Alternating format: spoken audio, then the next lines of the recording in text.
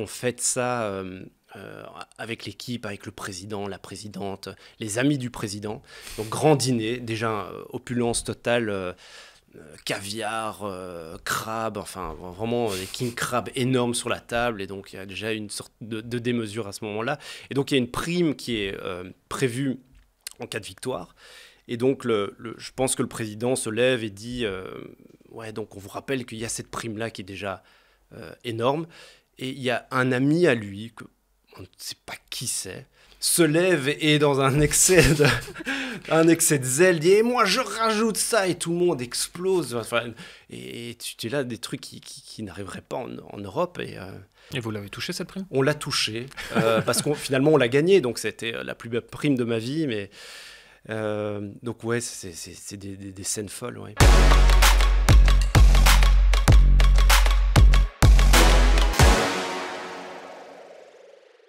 Xavier Chen, c'est une formation à Anderlecht, des débuts pro à Courtrai et un premier long passage à Malines, puis 2 ans à Guizhou avant un retour à Malines. Xavier Chen, c'est une carrière qu'on va revisiter. Xavier, quel est le joueur le plus fort que tu as affronté durant cette longue carrière? Alors le plus fort, j'en ai affronté des très forts. Je pense que bon, c'était dans le cadre quand je jouais en Chine. C'est plus pas vraiment pour sa performance, mais plutôt pour son aura d'avoir affronté Ronaldinho, qui était quand même incroyable. Alors c'était pas un duel homme contre homme, mais son aura, ses prises de balles et tout ça, c'était absolument incroyable. Donc je dirais que ça c'était peut-être le plus fort. Maintenant j'ai beaucoup souffert face à d'autres adversaires aussi, plus modestes, mais je retiendrai quand même celui-là. Le joueur le plus fort avec lequel tu as joué? Bah, j'ai joué avec Julien Gorus, qui est un ami, mais qui certainement a beaucoup marqué ma carrière aussi, parce que j'ai beaucoup joué avec lui, et il a été souvent très déterminant avec Malines.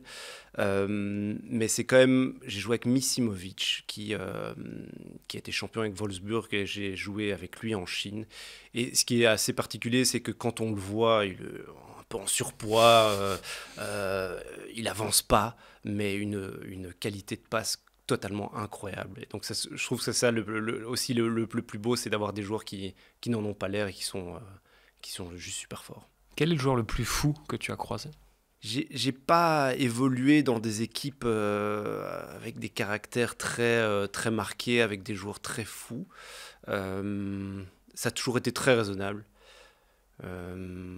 C'était peut-être moi le plus fou finalement. Non, mais très sincèrement, je sais pas.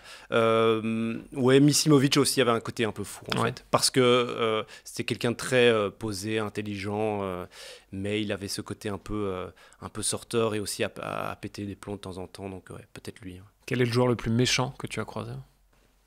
J'ai pas vraiment joué avec de joueurs méchants.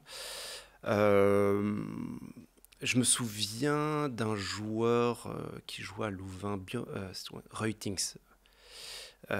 Pourtant, en tant que défenseur, c'est pas nous qui sommes les plus confrontés à des joueurs méchants. Généralement, ce sont des attaquants qui sont confrontés à des défenseurs rugueux. C'est plus toi, normalement. Ouais, c'est plus moi le méchant. Mais lui, il avait un côté un peu crapuleux à laisser traîner. Je pense que à l'époque, il n'y avait pas de VAR. S'il était amené à jouer avec le VAR, à mon avis, il aurait beaucoup souffert. Quel était le plus fêtard que tu as croisé dans ta carrière? Bah, certainement, ouais, Misimovic. Bah, en Chine, il y a eu pas mal de fêtards aussi. On était un peu moins contrôlés qu'ici. Mais ouais, c'était lui probablement. Ouais. Le plus drôle? J'ai quand même joué avec pas mal de joueurs qui étaient drôles. Parfois, on est drôle aussi à son insu. Hein, donc, des gens qui sont drôles involontairement. Et ça, il y en a eu quand même pas mal. Mais plus drôle, bah ouais, je me suis toujours bien entendu avec Julien Gorus, où on avait un peu le même humour. Olivier Renard aussi. Jean-François Gillet, Anthony Maurice, il y en a eu plusieurs. Moi, je dirais quand même Olivier Renard et Julien Gorus, mais maintenant, ils sont un peu moins marrants. Comme ils sont directeurs sportifs, ils ont perdu un peu de ça. C'est quoi la meilleure vanne qu'ils t'ont fait? Je sais pas s'il y a vraiment une vanne en particulier. Je me souviens d'un moment avec Julien où il y avait le traditionnel décrassage du dimanche matin. On avait l'habitude de jouer le samedi soir et Julien et moi, on est un peu pareil dans le tempérament, surtout au foot où on traînait un peu la patte, toujours un peu fainéant aussi. Et Et donc, on allait tout le temps faire ce décrassage dans le même parc à Malines. Et on traînait tellement la patte qu'on se prenait toutes les racines d'arbres, en fait. Et donc, à un certain moment, on s'est dit... ça a été un grand moment aussi. Mais ça n'a pas été vraiment une vanne. Quel est le joueur que tu as perdu de vue et que tu aimerais revoir? Alors, je ne l'ai pas côtoyé longtemps, mais j'aimerais bien revoir Vincent Kompany. J'ai été formé à Anderlecht, lui aussi. Il était une ou deux, peut-être 2 ou 3 générations en dessous de moi. Mais on s'est côtoyé un an dans la réserve d'Anderlecht, donc les U21. Et probablement, de par son parcours aussi, son aura, son charisme, j'aimerais bien le revoir et discuter. Et, partager des souvenirs, c'est un grand mot, mais en tout cas, un peu sentir son vécu, parce que c'est comme une certaine fierté pour nous, de cette génération de jeunes Anderlechtois, d'avoir un Vincent Kompany qui en est sorti. Quel est le joueur que tu détestais affronter? En tant que latéral, je pense qu'on demande à n'importe quel latéral, c'est toujours les mêmes styles de joueurs qu'on n'aime pas affronter, des joueurs un peu des dribbleurs qui vont vite. Je me souviens je détestais jouer contre Boussoufa, par exemple, aussi. Jovanovic aussi, à l'époque. Je dirais ces deux-là, ouais. Quelle est la plus grosse engueulade à laquelle tu as assisté dans un vestiaire? Alors là, j'ai pas assisté à beaucoup d'engueulades entre les joueurs. Par contre... j'ai eu comme entraîneur Peter Mas, qui a la réputation d'être un gros gueulard. Et lui, il y a eu des gueulantes folles, et dans le vestiaire et sur le terrain, parce que c'est quelqu'un qui est très expressif, qui est très colérique. Et donc lui, il y a eu des pétages de plomb, mais où tout le monde s'écrasait. Ouais. Du coup, en fonction de la mi-temps, tu devais être content de changer de côté? Oui, très content. Parce que surtout qu'à Malines, donc le latéral droit, c'était vraiment la position, c'était la cible privilégiée pour lui, parce que c'était vraiment à côté de lui. Et à Malines, on commençait toujours du même côté, donc Ouais, mais bon, j'ai toujours j'ai quand même été assez épargné par lui, mais ça a été parfois un peu tendu. Quelle est l'équipe la plus forte dans laquelle tu as joué? Les meilleures saisons, c'était quand même à Malines sous Marc Brace, ça devait être 2011, 2012. Mais peut-être la plus forte d'un point de vue potentiel, c'était en 2007 ou 2008. Malines, quand on a joué la finale de la Coupe, là, il y avait Olivier Renard dans les buts, il y avait Julien Gorius, il y avait Joachim Mununga, il y avait Wouter Vranken, Björn Vlemings. Peut-être ça, c'est l'équipe qui avait du moins le plus potentiel et sur papier la plus belle. Ouais. Quel est l'entraîneur qui t'a le plus marqué dans ta carrière? Alors, l'entraîneur qui m'a le plus marqué, qui m'a le plus poussé dans mes derniers retranchements, c'est Marc Brace, qui avait ce caractère. Et justement, c'est ce qui me manquait. Et moi, parfois, il me fallait aussi ce genre d'entraîneur aussi qui te pousse. Donc, certainement lui, et c'est avec lui que j'ai joué mes meilleures saisons. Mais aussi Hein Van Azebroek, que j'ai côtoyé à Courtrai en D2, qui était un tout jeune entraîneur, vraiment à ses débuts. Mais il n'y a rien à faire quand on décèle tout de suite, en fait, quand un jeune entraîneur va devenir un bon entraîneur. Et lui, c'était tactiquement déjà bien au-dessus du lot et en avance sur son temps. Donc ouais, lui aussi. Est-ce qu'il y a une consigne d'entraîneur que tu n'as jamais compris? Justement, Peter Mas, comprise. Alors non, mais justement, je pense que je me souviens d'un match où il me tape une gueulante le long de la ligne. Donc il y a toute l'atmosphère du stade où on n'entend rien. Et je crois qu'il me sort une phrase moitié française, moitié néerlandaise et qui ne veut rien dire. Et je ne comprends pas et que je lui demande de répéter. Il le répète une deuxième fois, mais que je n'ai toujours pas comprise. Et je parle français, je parle néerlandais, mais cette langue-là, non, je la parle pas. Et donc je me suis dit, j'ai dit oui, j'ai rien compris. Et donc je me suis dit certainement que comme je suis pas son instruction, il va me le redire une troisième fois, et là je vais essayer de la comprendre à ce moment-là. Mais ouais, c'était un truc. Parfois, il partait dans des trucs, des colères, et là, il mélangeait toutes les langues, et puis ça voulait plus rien dire. Donc ouais, probablement celle-là. Tu ne parles pas le Peter Mas, du coup? Je parle pas le Peter Mas, mais il n'y en a pas beaucoup qui le parlent, je pense. Quelle défaite t'a fait le plus mal dans ta carrière?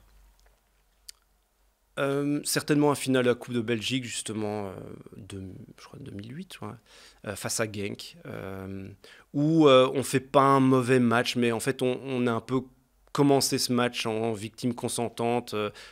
C'est notre deuxième saison en D1, donc on n'est pas une grosse écurie. Genk est beaucoup plus forte à ce moment-là. Et donc, on est déjà content d'être là. Et moi, en premier, de ma prestation, un manque de révolte et d'une volonté vraiment de gagner. Donc ça, c'est certainement un regret. Et ta plus belle victoire? C'est une autre victoire en coupe, mais en coupe de Chine. Alors ça veut strictement rien dire pour personne. Enfin, il n'y a pas de référence. Pour nous, ça ne représente rien. Mais pour moi, enfin, vous l'avez dit au début, j'ai pas un palmarès, un pédigré incroyable. Et donc c'est la seule chose que j'ai jamais gagnée, en fait. Et à l'époque, c'est quand même... Dans le contexte chinois, ça a été un petit événement parce que c'est une finale en 2 matchs et on joue contre le Guangzhou Evergrande qui est l'équipe de Marcello Lippi, qui est la grosse équipe là-bas. Je ne sais plus quel joueur il y a, mais il y a de très gros joueurs. Nous, on part vraiment avec le statut d'underdog et sur 2 matchs, on arrive à gagner. Donc voilà, c'est une victoire, c'est personnel, c'est quelque chose dont je suis quand même fier et voilà. T'as gardé un trophée en souvenir? J'ai gardé la médaille, on a gagné, on recevait une veste dorée, donc il y avait tout un cérémonial aussi, et ouais, ça reste un très bon souvenir. Est-ce qu'il y a des maillots comme ça que tu as gardés durant ta carrière, que tu as échangé avec certains joueurs? J'étais pas très maillot, non. Non, pas vraiment. J'ai quelques maillots, je me souviens même plus desquels, donc c'était pas quelque chose, pas vraiment fétichiste non plus. Quel a été ton plus mauvais match? Ah, ça c'est difficile, hein. Parce qu'il y en a eu tellement.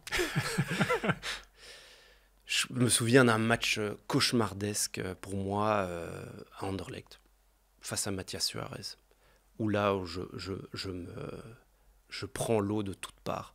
Je commence le match de manière catastrophique, où je perds le ballon et puis qui amène un but. Enfin, vraiment, et Mathias Suarez est à ce moment-là au top de sa forme et en état de grâce. Et Marc Brace et ça, je l'en suis quand même reconnaissant, ne me change pas direct alors que tout justifie qu'il me change en cours de match ou du moins à la mi-temps. Et il le fait pas, il reste dans le match et je reviens un peu dans le match. Mais ça a été une première mi-temps catastrophique, donc ça, ouais, ça m'a marqué. Et ton meilleur match?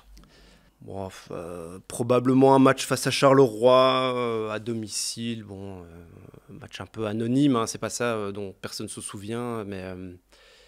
où je renverse un peu le match à moi tout seul. On perd 0-1 à la mi-temps, et puis deuxième mi-temps, je fais 2 assists, et voilà, ça, probablement le meilleur. Ouais, voilà. Est-ce qu'il y a un match dans ta carrière que tu aimerais rejouer? Pas vraiment, non. J'essaie de pas vivre trop avec des regrets, mais non, j'ai pas vraiment un match comme ça que j'aimerais... Enfin oui, peut-être revivre la victoire de la Coupe de Chine, mais à part ça, non. Quel est le moment où tu t'es senti le plus fort dans ta carrière?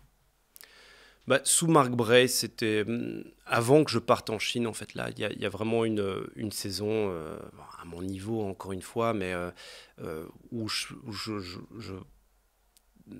joue une saison qui est vraiment bonne, où je pense quand même parmi les meilleurs arrière-droits de l'époque, où on fait collectivement aussi une très belle saison. Et où justement je me suis senti très fatigué, mais parce que Marc Brace a cette capacité à jouer, à les pousser dans les derniers retranchements. Donc ça, c'est probablement je dois avoir 27 ans, je crois, à l'époque. Le moment où tu t'es senti le plus seul? Quand je suis parti en Chine, j'ai quand même des moments de solitude aussi, parce que ça reste une expérience absolument incroyable que je garde en souvenir vraiment au plus profond de moi-même. Mais il y a des moments où en fait je vis à l'hôtel. C'est pas une ville non plus qui est très développée ou très adaptée aux étrangers. Donc là, il y a des moments où je me retrouve. Alors ma compagne vient, mais ne tient pas non plus, et retourne aussi régulièrement en Belgique, où je suis dans ma chambre d'hôtel et je vis là-dedans. Donc c'est un choix, mais là, c'est quand même des moments de solitude. Ouais. Quel est le moment où tu t'es senti le plus bête dans ta carrière? C'est difficile à dire, plus bête. C'est toujours ces moments où, justement, par rapport au match où tu passes à travers, tu te sens bête, parce que c'est quand même un grand moment de solitude, où tu es face à 30 000 personnes où tu as l'impression qu'on se moque de toi, littéralement, tant ta prestation est catastrophique. Donc ouais, c'est probablement ces moments-là. Quelle est la plus belle ambiance que tu as connue? Les matchs à Malines à domicile... Voilà, il n'y avait pas à l'époque énormément de monde, mais Malines, quand même, les grands soirs, les grands matchs, c'était quand même une très très grosse ambiance. Maintenant, je me souviens aussi d'un match à Pékin où où c'est des stades aussi énormes, où il y a énormément de monde, ou bien avec l'équipe nationale aussi. J'ai joué avec Taïwan en Thaïlande, à Bangkok. Surtout, il y a un côté très exotique à ça. Et c'est des grosses ambiances comme ça, parce que c'est vraiment une toute autre approche où ils réagissent beaucoup plus à des faits de match, contrairement où ces faits de match en Europe passent inaperçus, un ballon qui sort ou une frappe ratée, où là ils réagissent de manière beaucoup plus expressive, donc ça donne une certaine ambiance. Quelle est la chose la plus folle que tu as vécue durant cette carrière ? Ouais, il y a eu quand même pas mal de choses en Chine qui ont été quand même assez folles. Des passages. Justement, dans le cadre de cette finale où ça se joue en 2 matchs, on gagne le match aller chez nous, 2-0. Et c'est déjà un exploit, c'est déjà une victoire. Et donc, on fête ça avec l'équipe, avec le président, la présidente, les amis du président. Donc, grand dîner, déjà opulence totale. Caviar, crabe, enfin vraiment des king crabes énormes sur la table, et donc il y a déjà une sorte de démesure à ce moment-là. Et donc il y a une prime qui est prévue en cas de victoire. Et donc je pense que le président se lève et dit ouais, donc on vous rappelle qu'il y a cette prime-là qui est déjà énorme. Et il y a un ami à lui, on ne sait pas qui c'est, qui est certainement tout aussi fortuné que lui, se lève et dans un excès de zèle dit « moi je rajoute ça » et tout le monde explose. Enfin, et tu es là, des trucs qui n'arriveraient pas en Europe. Et donc c'est fou parce que tu te dis « mais pourquoi ?» Personne n'a jamais rien demandé, mais ils rajoutent ça. Et donc ça, c'est une générosité incroyable aussi. Et vous l'avez touché, cette prime ? On l'a touché parce qu'on finalement on l'a gagné. Donc c'était la plus belle prime de ma vie, mais... donc ouais, c'est des scènes folles, ouais. Quel a été ton plus gros fou rire ? J'ai pas de souvenir, mais j'ai passé des moments avec Olivier Renard et Julien Gorus où on a beaucoup ri, ou Joachim Monunga, mais j'ai pas un passage comme ça en particulier. C'est très important l'humour pour moi. Enfin, du moins vivre et vivre au quotidien, ouais. Ça doit tout le temps se faire avec une certaine légèreté. Quel est le transfert qui aurait pu se faire et qui ne s'est pas fait ? Justement, quand je joue une de mes meilleures saisons, j'ai des discussions quand même assez avancées avec Bruges. Alors c'est pas le Bruges actuel, mais c'était les débuts, les prémices où ça reste quand même le top 3, une énorme équipe. Et finalement ça se fait pas parce que Malines en parallèle me fait une nouvelle offre, un contrat de 5 ans. Et je choisis un peu le confort. Je rencontre les dirigeants de Bruges, mais je me dis, je me sens tellement bien à Malines. Et ça, c'est un peu, à mon avis, quand même un petit regret aussi. Alors, je suis très content d'avoir continué à Malines, mais de ne pas avoir tenté le truc. Parce que j'ai parfois la fâcheuse tendance à choisir le confort et ce qui est acquis, et plutôt que sauter dans l'inconnu pour essayer de faire une carrière un peu peut-être plus belle. Pour terminer, quelle est l'anecdote que tu n'as jamais racontée ? Ouais. Si je n'ai jamais raconté, c'est qu'il y a une raison aussi. Je ne vais pas vous révéler qui est le dépeceur de monstres, hein, quand même. Non, j'ai pas vraiment d'anecdote comme ça.